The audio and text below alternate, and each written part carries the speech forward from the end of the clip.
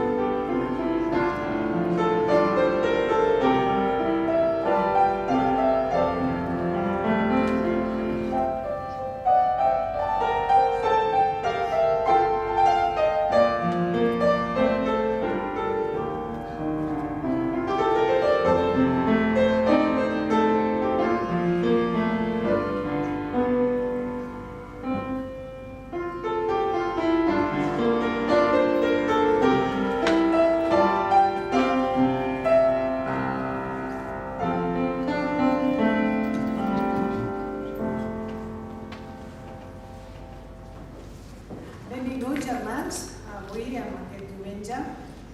Hem vingut amb el desig de lloar i adorar el Senyor i també de tenir comunió amb els altres. La companyia dels germans és molt important. Per això us convido a que us doneu la benvinguda als que teniu davant, als que teniu darrere, i Déu et beneeixi.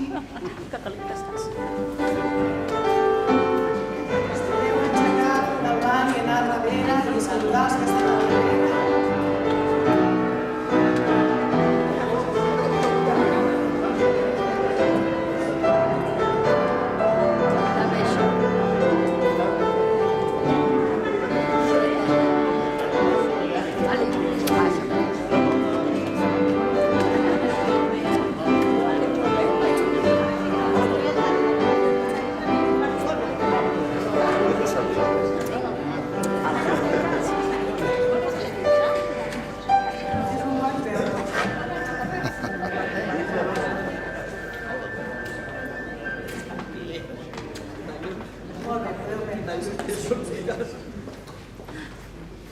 Molt bé, tenim uns quants comunicats per dir-vos-ho.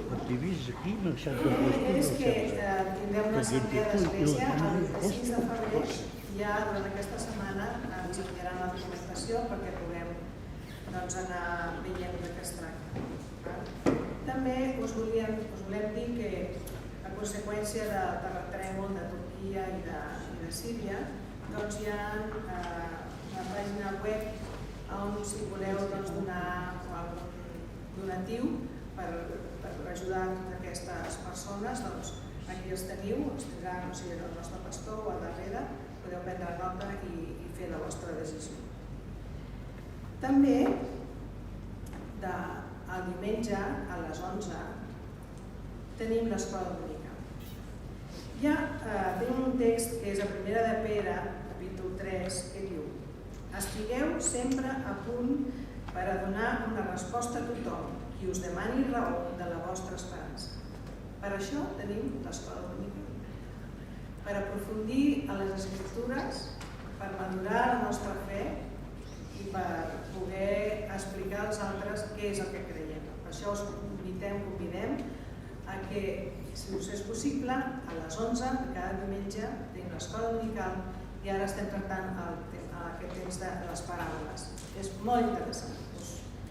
Us animo perquè vingueu a l'escola dominical. El dimarts, a les 7 de la tarda, hi ha el culte de pregària. Durant aquesta pandèmia hem descobert coses que ens ajuden molt. És a dir, que encara que estiguem lluny, ens podem trobar junts.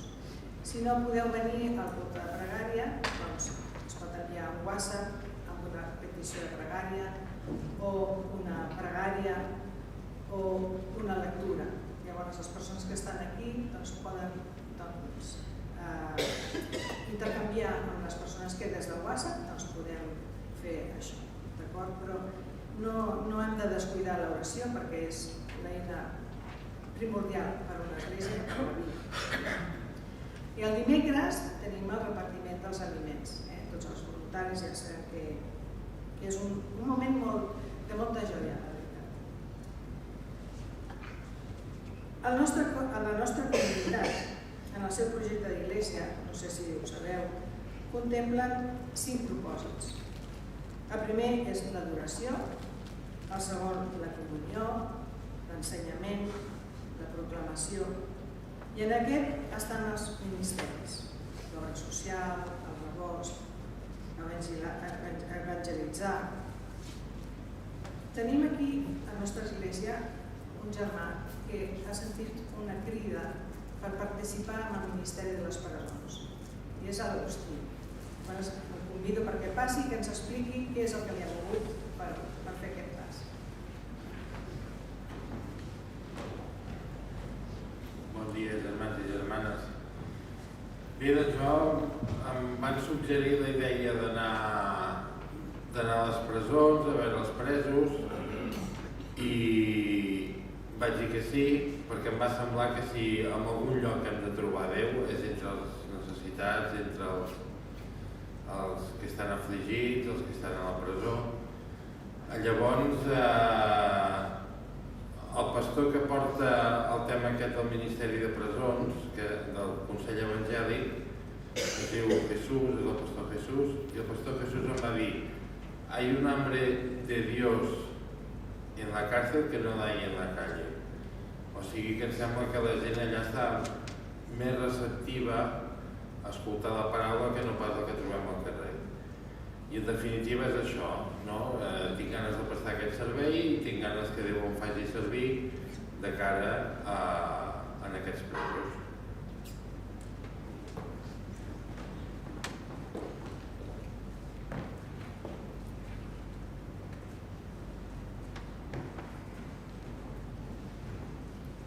Jo t'animo molt, Agustí, si m'ho permeteu. Quan estàvem a Girona, hi havia un germà a l'església que estava en el Ministeri de les Presons i vam assistir diverses vegades com a coral a cantar a les presons.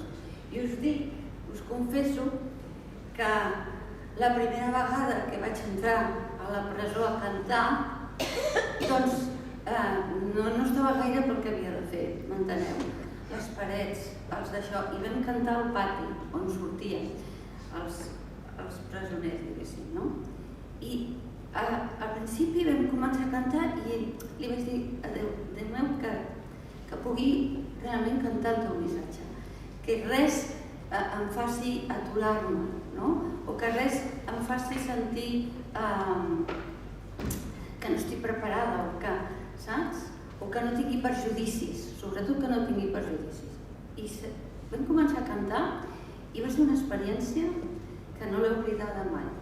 I es van anar apropant els presoners i després vaig arribar a veure presoners a l'església. O sigui, quan van sortir ens van venir a veure.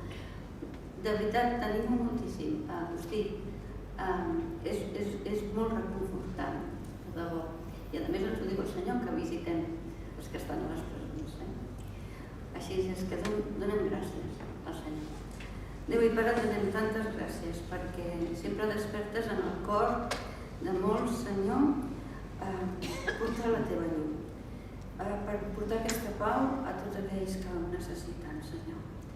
En aquest món tan convuls, estem pensant també aquests dies en aquesta gran tragèdia, Senyor, que tu ens ajudis a veure l'important que és portar la teva llum global. Primer, ajudant a la part física, a les necessitats de debò. Senyor, de tota aquesta gent i de tanta i tanta que passa per tantes necessitats. I després, aquesta part espiritual, com dèiem a l'escola dominical, Senyor. Senyor, que sigui una ajuda global. Gràcies, Pare, per aquesta oportunitat que ens dones cada dia d'aprendre coses de Tu i cada diumenge de retrobar-nos a casa Teva. I, Senyor, volem sortir d'aquí plens de Tu i plens, Senyor, de la Teva llum per portar-ho a nosaltres. En el nom de Jesús. Amén.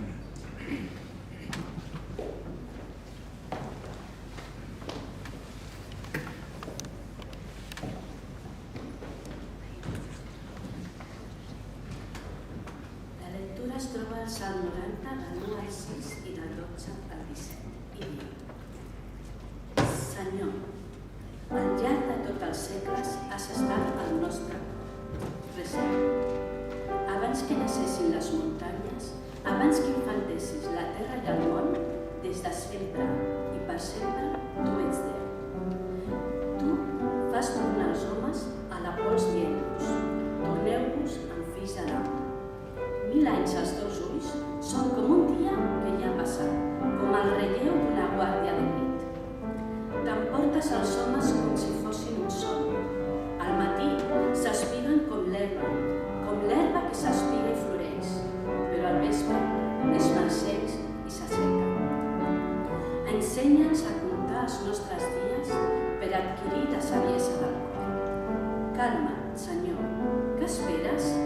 Sigues pacient amb els teus servents, que cada matí ens saciï el teu amor i ho celebrarem amb goig tota la vida. Dóna'ns tants dies d'alegria com en n'has donat d'aflicció, tants anys de lloia com n'hem vist de penes. Que els teus servents puguin veure la teva obra i els seus fills la teva glòria. Que la tendresa del Senyor, el nostre Déu, reposi damunt nostre. Referma l'obra de les nostres mans. Sí, dóna'ns la fermesa. Amén.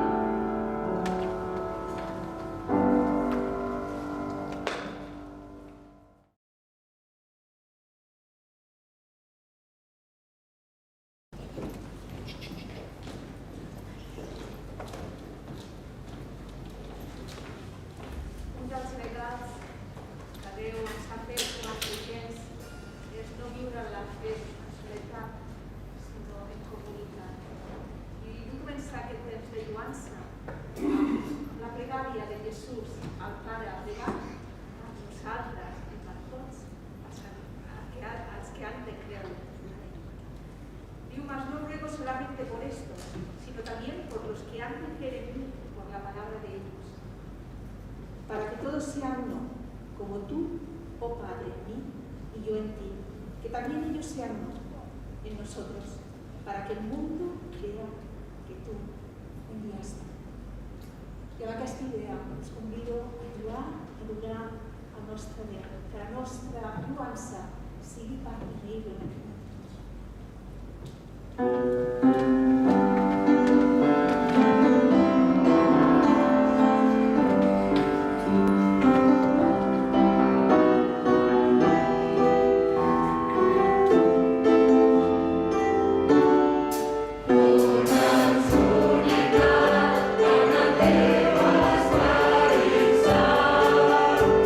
Soccorro,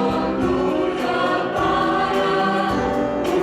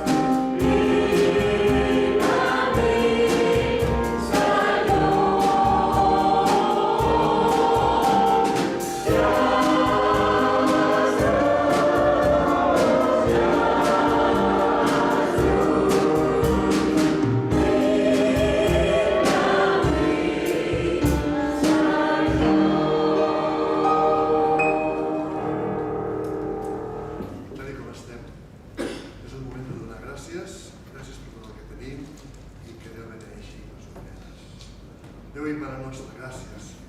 Gràcies per tantes i tantes coses com hem rebut de tu i seguim rebent. I gràcies, Pare, perquè has posat en el nostre cor el desig de donar, de contribuir a l'extensió del teu regne. Et demanem, Pare, doncs, que beneixin aquestes ofrenes, que puguin ser administrades amb saviesa i que la teva paraula pugui arribar a més i més gent. Tot això t'ho demanem, en nom de teu fill Jesús.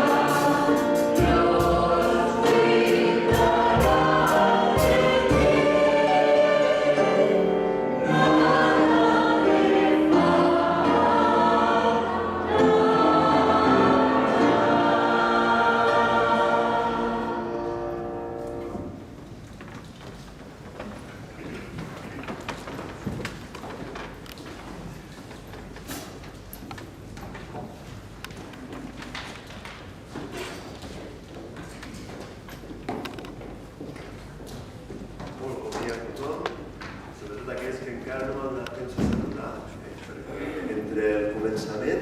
I aquesta invitació de l'Eunice que ens saludem, que m'ha encantat, crec que falten molt pocs per saludar, però tindrem el plaer de després poder rematar la faena i saludar-nos. Quants de vosaltres, de petits, jugàveu a un joc com aquest, un puzzle lliscant, que ens ensenyarà l'Agustí? Quants heu jugat a un puzzle com aquest? Això era la versió, això pels que ens esteu escoltant pel canal de YouTube, o aquests més joves o generacions més actuals, això és només semblant a la PSP o a la Nintendo que teníem a la nostra època. Això era la versió portàtil del puzzle de 1000 peces, que havien de tenir tota una taula consagrada pel puzzle, pel joc pacient d'anar muntant un puzzle.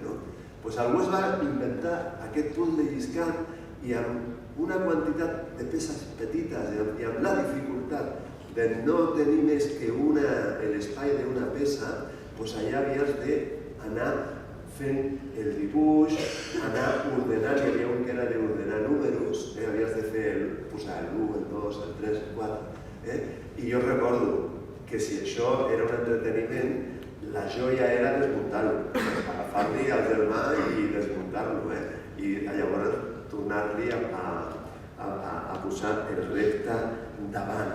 Sabeu quin és el misteri d'aquest joc? El buit, l'espai.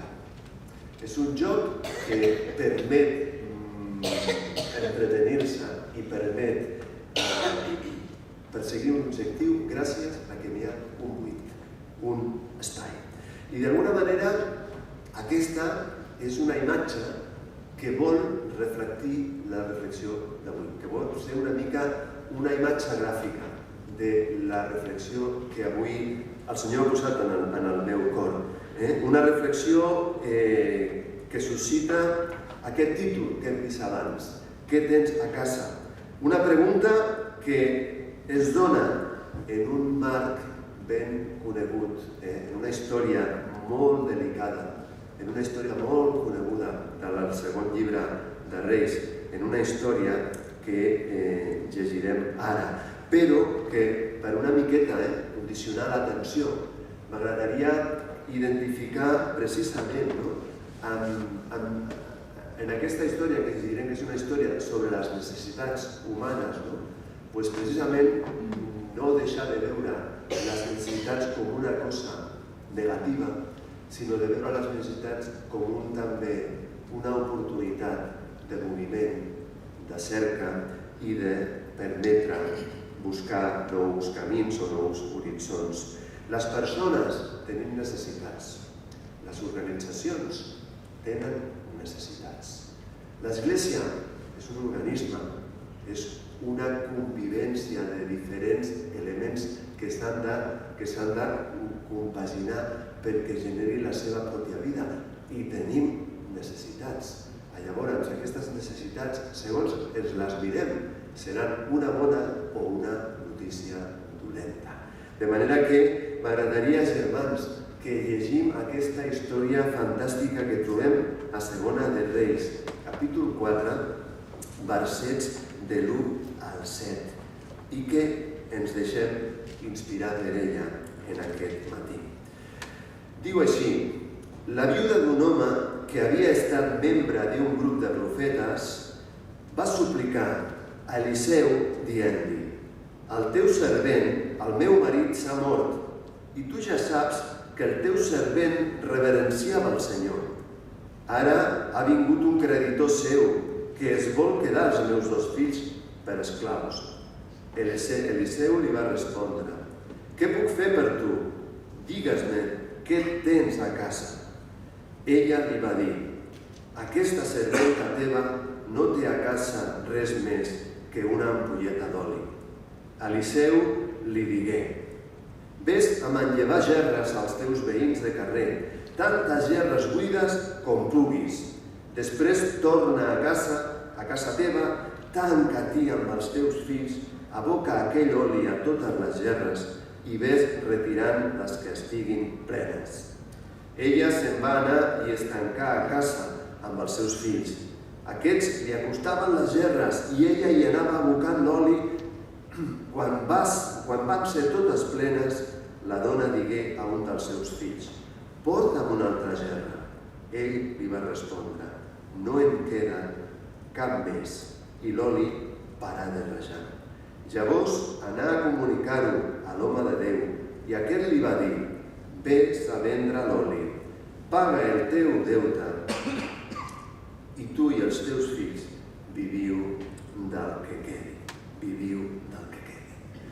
Aquest text, germans, aquesta història que podria ser tan i tan actual, si canviéssim una miqueta a l'oli per altres elements, seria una història molt actual, de les que hem sentit així en els darrers 10 anys de la nostra societat, de la nostra vida.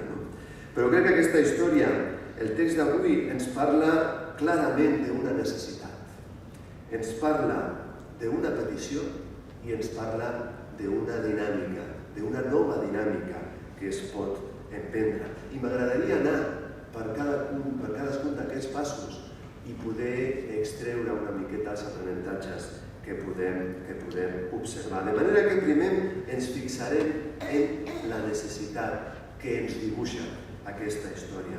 Fixeu-vos que la que parla és una dona que ha sigut esposa d'un profeta, dels que són coneguts com a profetes dedicats, profetes professionals, d'aquells que anaven en grup, segurament en el marc d'una escola dels profetes, com a líder segurament seria el propi Eliseu. Aquest home estava dedicat al seu ministeri i segurament la seva professió li permetia viure humilment, probablement li permetia viure. Un cop mort l'home, la dona es queda sense font d'ingressos. I una dona sola, amb fills a càrrec, històricament ha sigut la foto finish, ha sigut la foto robot de la pobresa. Una dona amb càrregues sola era una dona pobra. Avui en dia, si haguéssim de posar en una fotografia el perfil per excel·lència, com seria una persona pobra, molt probablement seria una dona negra, amb crios petits i sola. Seria el prototip de persona pobra. En aquella època, si anem al Museu d'Història de Catalunya, això es veu allà en una sèrie de quadres que tenen, com això fa en els anys 30, en els anys 40, en el principi de la revolució industrial, això funcionava d'una manera molt més evident. Perquè una societat amb poca estructura de previsió social és una societat que no es fa càrrec de les dificultats i de les situacions i dels infortunis sobrevinguts. Segurament aquests nens, aquests fills que tenen, eren nens menors de 13 anys, perquè a la societat jueva un noi de 13 anys es considerava un adult i ja participava de la vida dels adults. Dos nens que romanen a casa amb la mare, amb una casa humil, segurament, estem parlant de que eren nens de curta edat.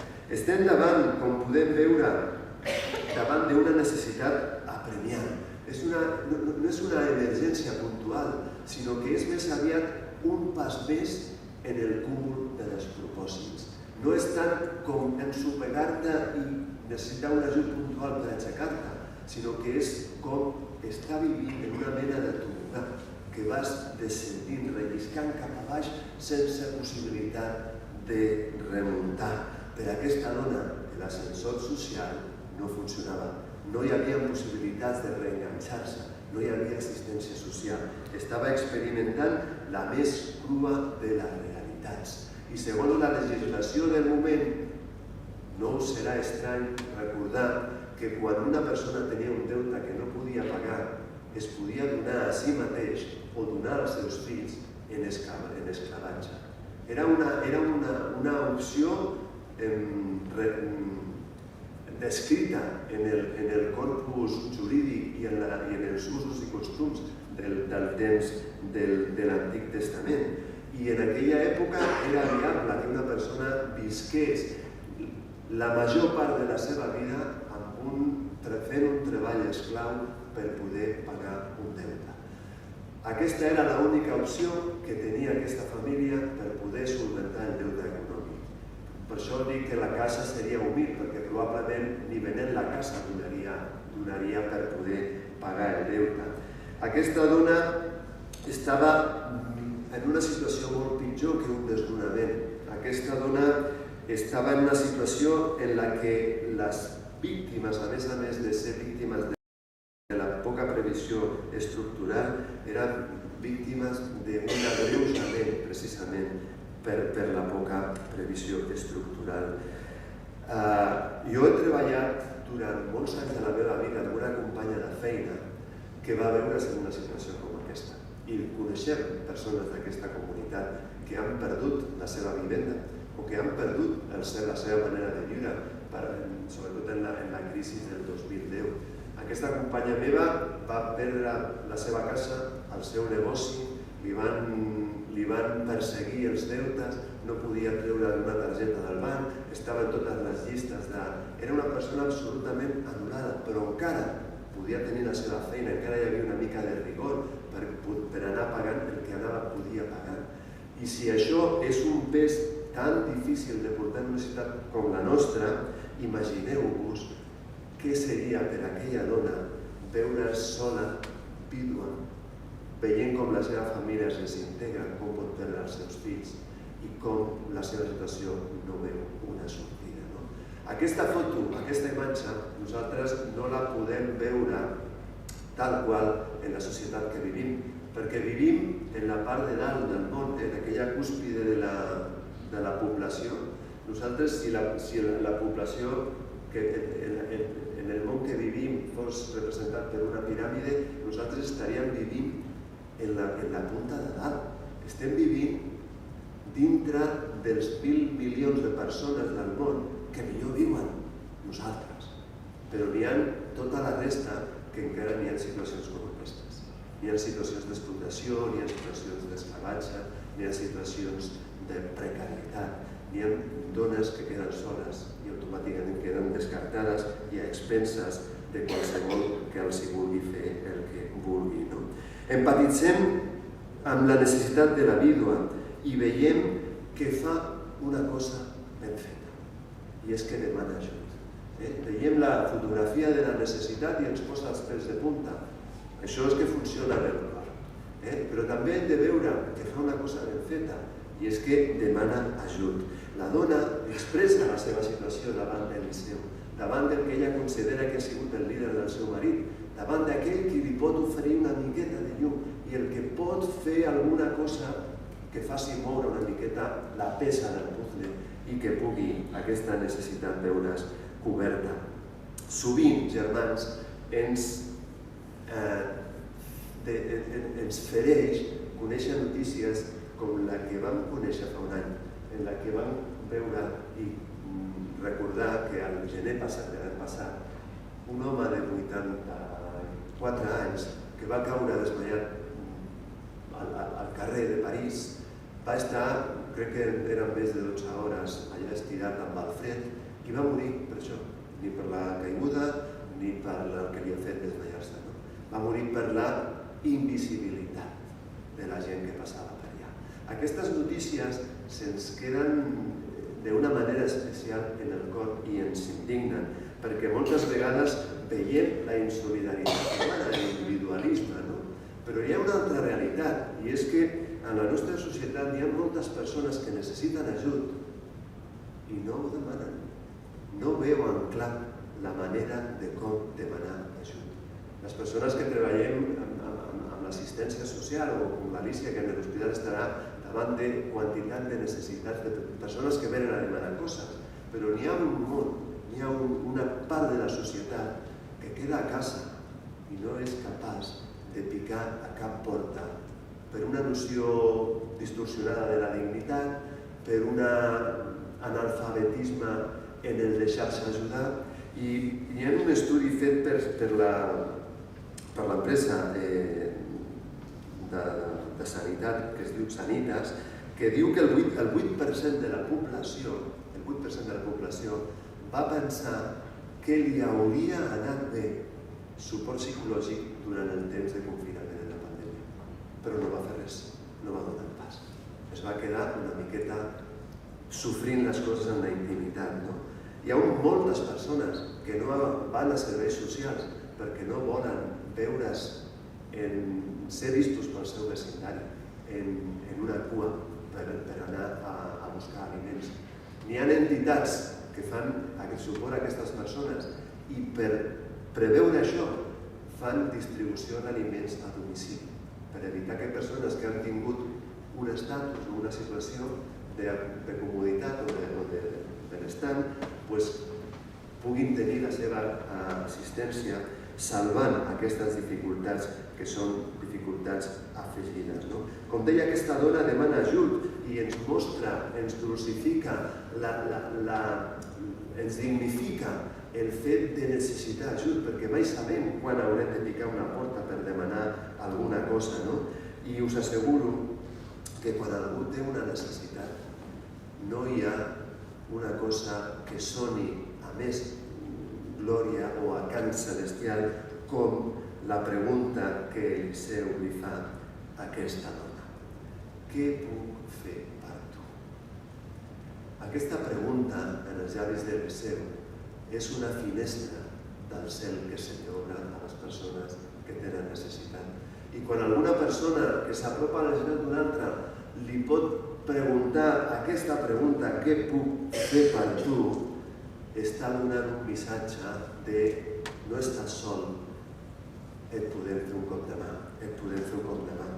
Però aquesta petició d'ajut és una petició d'ajut que no només mou el cor d'un home com Elias o mou el cor d'una comunitat que pot preguntar què puc fer per tu, sinó que també amplia la pregunta i genera un procés. Què tens a casa? Li ven a preguntar. A partir d'on hem de començar a treballar? Què és el que hem de posar en marxa? Aquesta pregunta, digue'm què tens a casa, en quin estat estàs, des d'on hem de partir. Aquesta pregunta ens obliga, sobretot a la persona que demana ajut, obliga a mirar la seva pròpia escassedat des d'un altre punt de vista. I és poder aquest plat fort d'aquesta història, quan veiem que la dinàmica que genera aquesta necessitat i aquesta petició d'ajut és una dinàmica que moltes vegades no estem acostumats a veure-la, no? Perquè és una dinàmica proactiva. Penseu que Elias no li diu jo et portaré el que necessitis, sinó que li diu tu ets protagonista de la teva vida i ets protagonista de la teva sortida. No ets una persona que s'hagi d'enganxar a les iniciatives i les voluntats d'altres. En una època, la persona que ajudava estava en una jerarquia superior. Era fins i tot moralment superior. De fet, en una època, no molt antiga, probablement en el segle XIX, les societats, les ciutats que van créixer molt i van generar molta marginació, hi havia tribunals on es jutjava la indigència, perquè se li atribuïen uns estaments morals, se li atribuïa una posició moral a les persones. La persona bona no podia tenir necessitats. Si tenies necessitats, per alguna cosa seria, no? Però aquí la dignitat a la que vol adreçar la mirada Eliseu, la mirada de la vídua, és a que miri les seves coses petites i insignificants i generar una dinàmica. La dona, què troba a casa seva? Què troba a casa seva? Troba senzillament, troba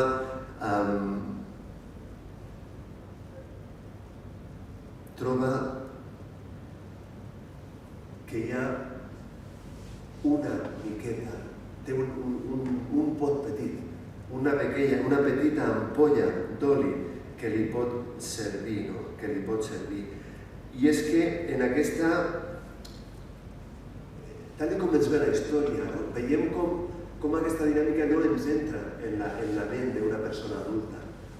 Podríem traslladar aquesta història a l'àmbit de la fàbula, a l'àmbit dels contes, però ens vol deixar el missatge de que les dinàmiques que ajuden a solventar les nostres necessitats són dinàmiques que incorporen la contemplació i l'acció. Jo que treballo als serveis socials de la nostra societat civil, és com que es descriu el nostre paper d'una manera molt procedimental. El professional intervé amb un esquema d'intervenció, però jo, en els 20 i pico anys que puc treballar als serveis socials de la Generalitat, mai en cap formació se'ns ha parlat de l'amor, per exemple. Mai en cap formació se'ns ha parlat de l'abnegació o del fer una mica més, o de l'implicar-se, o d'implicar-se una mica més. Es parla de professionalitat, de perfils molt ascèptics. Però jo crec que aquesta història vol situar-nos en què no podem ajudar alguna persona si no connectem amb la seva realitat i amb la seva necessitat. La iniciativa, juntament amb l'esperança, capgira la situació. Per què? Perquè aquesta dona no té una actitud passiva. Aquesta dona s'ha d'implicar juntament amb els seus fills a posar en marxa allò que té. Aquella escassedat que té l'ha de posar en marxa. No es pot quedar lamentant-se i llepant-se les ferides i fent-se d'alguna manera la víctima, sinó que ha d'omplir-se de dignitat i ha de farcir-se de gerres buides. Jo crec que eren tan pobres d'aquella família que ni tan sol tenien gerres buides, perquè no les havien tingut plenes abans. Les gerres buides les havien de demanar. Teníem una petita quantitat d'oli. Qui sap si estava destinat a que complís les seves funcions medicinals o fins i tot espirituals, per ungir a un malalt, per poder que aquell oli fos una mica més que un aliment.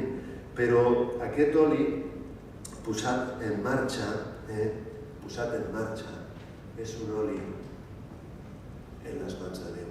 És un oli que es multiplica, és un oli que és capaç d'omplir les gerres i mentre n'hi ha gerres buides, l'oli raja. Quan les gerres s'acaben, quan les gerres estan plenes, quan ja no n'hi ha més necessitats, l'oli deixa de rajar. Jo crec que aquesta història té una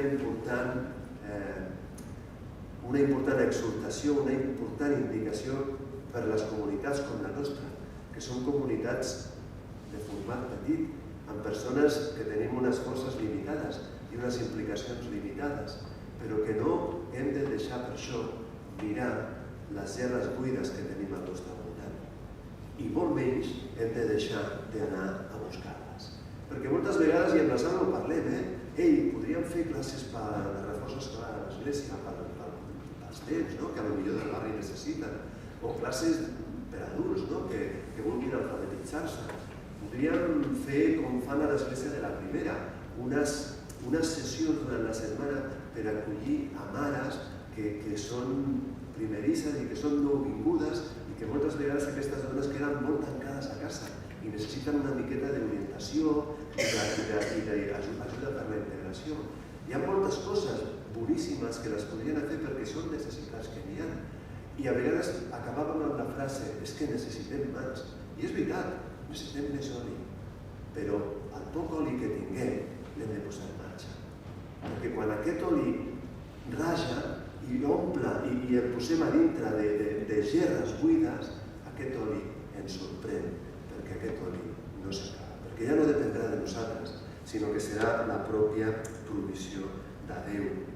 És una història que ens ajuda a servir, que ens ajuda a donar-nos, que ens ajuda a penjar-nos de Déu en la nostra vessant, que ens ajuda a ajudar també a que les persones siguin protagonistes i dignes de la seva pròpia remuntada a la vida. Però jo crec, germans, que aquesta història ens parla d'alguna cosa més. No hem de perdre de vista que quan agafem les Escriptures des de l'Antic Testament fins al Nou Testament, no hem de perdre de vista que si n'hi ha un missatge i una realitat que travessa aquest llibre i aquestes pàgines, és la realitat que avui tenim del Crist.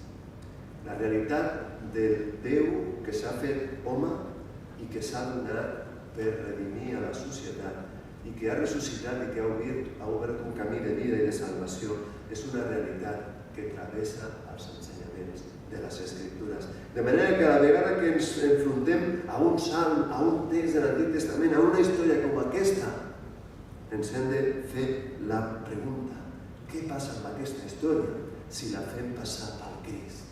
Què passa amb aquesta història? Quines dimensions agafa aquesta història si la fem passar per la realitat del Crist ressuscitat i del Crist que ens assisteix? Per mi, germans, hi ha un ensenyament que ja entra dintre de l'àmbit dels cors de cadascun de nosaltres. Perquè jo entenc que des del Crist a l'oli és la seva gràcia i les gerres són cadascun de nosaltres. Si són gerres buides, ens podrem omplir de la seva gràcia. Però si són gerres complertes, com apreníem avui amb la paràbola del publicà i del fariseu, si són persones que ja ho tenim tot fet i ja ens sentim justificats i estem plens d'orgull i de mèrits, poca gràcia ens prendrà. Reclamarem poca gràcia i poca gràcia ens podrà omplir el cor. En l'experiència de l'apòstol Pau, coneixem de sobres que era víctima, tenia un fibló que li feia patir i que no li marxava. I el missatge que va rebre, segons ens escriu a 2 Corintis 12:9, és el següent: en tens prou amb la meva gràcia, en la teva feblesa actua el meu poder. Per això em gloriaré sobretot de les meves febleses, perquè reposi sobre meu el poder del Crist. Jo crec que una història com aquesta ens ajuda a no oblidar que ens hem de fer reposar sobre el Crist. Que hem de mirar la nostra vulnerabilitat amb el cap ben alt, perquè la nostra vulnerabilitat la fa forta la gràcia de Déu. De manera que per molt petits que siguem, per molt febles que ens sentim, per molts recursos que ens manquin, no hem d'oblidar que primer hem de mirar les gerres buides i després vindran els recursos i després vindrà la gràcia. No tinguem por de la nostra fragilitat, dels nostres descomptes, dels nostres buits, de les nostres mancances, de les nostres pors. No els amaguem. Demanem ajut i tindrem ajut puntualment. Hebreus 4:16 ens recorda: per tant, acostem-nos confiadament al tron de la gràcia de Déu, perquè es compadeixi de nosaltres, ens mostri el seu favor i ens concedeixi, quan sigui l'hora, l'ajuda que necessitem.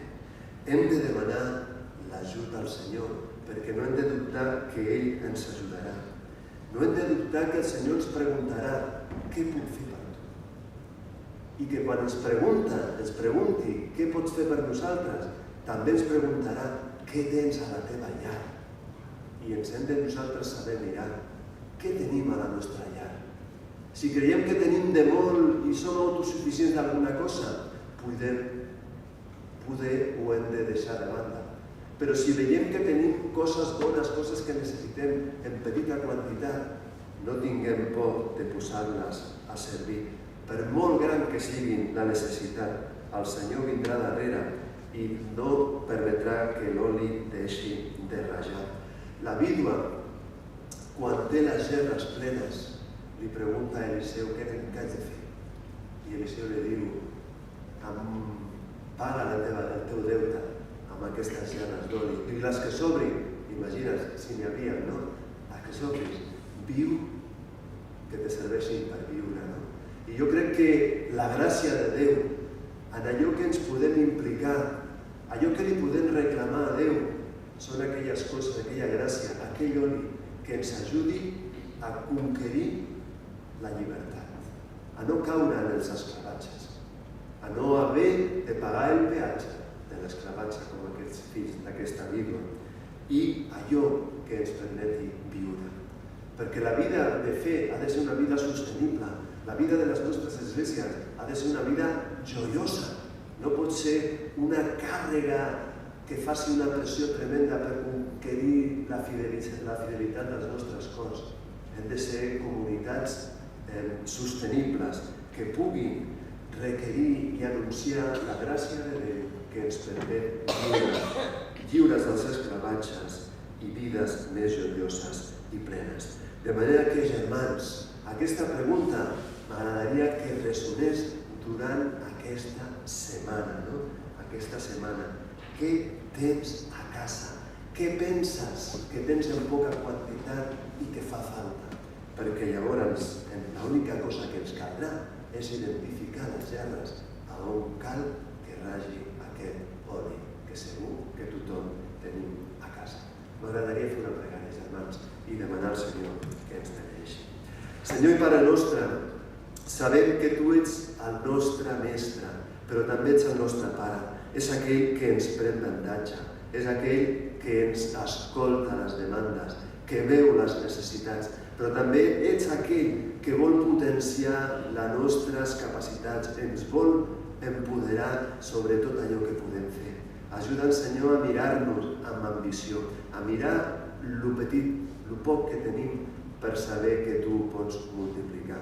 Ajuda'ns, Senyor, a voler viure vides més lliures i vides més plenes. Ajuda'ns, Senyor, a tenir aquesta joia al cor i sobretot saber que tu ets la font de gràcia per qualsevol cor que senti que et necessita. Ajuda'ns, Senyor, a mirar-nos, a mirar-te des de la humilitat i des de la nostra necessitat. Preguem, Senyor, que la teva paraula ens transformi i ens faci millors persones. En el nom del Crist. Amén. Molt bé. Doncs, germans, estem al final del nostre culte. Hem tingut el goig de poder-nos reunir, de poder disfrutar de l'escola dominical. Els diaques ens hem proposat pensar en coses que millorin l'Església i avui ens quedem a dinar i ens quedem a reflexionar una miqueta, també a preparar-nos per poder fer un servei més pràctic i més encertat a l'Església. I amb això us vull dir senzillament que tots som protagonistes. L'Església no pot prescindir de cap ni un, ni de cap membre ni de cap amic. A tots us necessitem. De manera que, germans, m'agradaria que ressonin les paraules de la benedicció sacerdotal que trobem a Números capítol 6 i que ens puguem acomiadar un cop haguem sentit el posludi musical amb les paraules sacerdotals que ens recorden que el Senyor et beneeixi i et guardi, que et faci veure la claror de la seva mirada i s'apiadi de tu, que fixi damunt teu la seva mirada i et doni la pau. Que el Senyor us beneixi.